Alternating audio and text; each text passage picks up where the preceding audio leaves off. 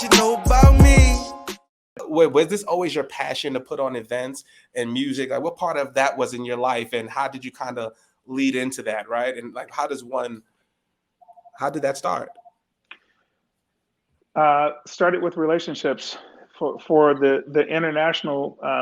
So let me back up. So in college, I started doing shows, student run shows, and the first concert I ever did was with Rashid Ali, who was John Coltrane's last drummer in the Great Coltrane Band before he passed.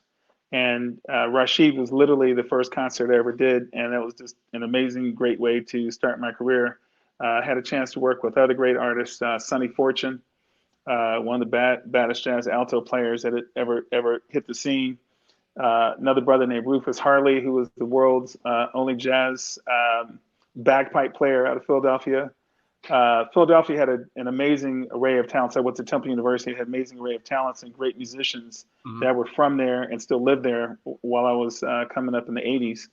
So for me, it's been one thing leads to another, leads to another. So I met Kevin Eubanks on the jazz scene in Philadelphia. Kevin ended up being the longtime band leader for Jay Leno and The Tonight Show for about 20 years or so. He followed Branford Marsalis, another friend of a long time. And from there, from producing shows in Philadelphia, Kevin introduces me to a sister who was running the City of Atlanta's Cultural Affairs Department, and I moved there and booked the talent for the 1988 Black Music Festival in Atlanta and National Black Arts Festival, and also the city's work in Grant Park and the Montreux Atlanta International Music Festival.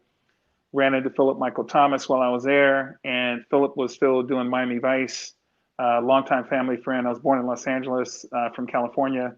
Ended up moving to Miami to work with Philip, and while I was doing shows at his theater, a lady who was attending the theater ended up introducing me to the government of Aruba, the tourist board. Produced the Aruba Jazz Festival from 1982. Aruba was a Dutch colony. Another friend introduced me to a guy named Hans Loonstein, who owned the Drum Jazz Festival in Amsterdam. It made an introduction. I got the gig booking that. I'm now in Europe. Ran into a number of promoters over there who did tours. I started booking tours with them, with musicians. And so things just continued to lead from Aruba, met the tourist board in St. Lucia. And then we produced that festival from 92 to 2014. And things lead. So from St. Lucia, Barbados, Trinidad festivals, Trinidad Pan Jazz, Barbados Painted Jazz festivals. Started touring these. We toured in the late 90s. We toured the Fugees. We toured Brian McKnight, Wynton Marsalis, Herbie Hancock, Kenny G, through Gloria Estefan, through the Caribbean and the northern rim of South America. So things open up. Has been kind of how my life has worked, is that like the whole thing about one thing leads to another, leads to another. That has been my life story. And so once again, using the word blessing, that would have been kind of how I would describe that run. So while in the process of all that, that's how I met BET. They came down and shot the 91 Aruba Festival, and then became one of the anchor sponsors for the 92 St. Lucia Jazz Festival.